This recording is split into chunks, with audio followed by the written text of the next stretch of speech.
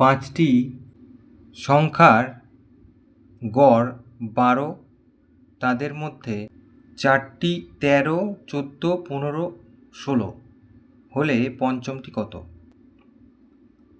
তাহলে এখানে মোট 5টা বলেছিল, তার মধ্যে 4টে বলা আছে 13, 14, 15, 16। তাহলে এই 4টে আগে আমরা যোগ করে দেখি।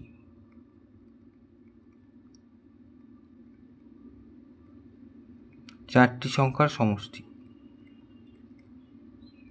তাহলে এই যে 13 প্লাস 14 প্লাস 15 প্লাস 16,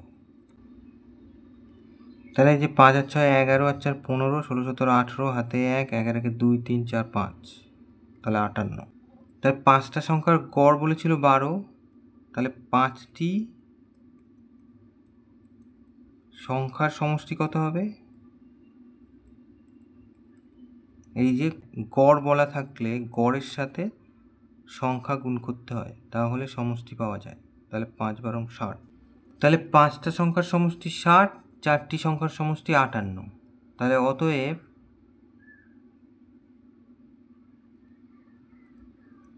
পঞ্চম সংখ্যাটি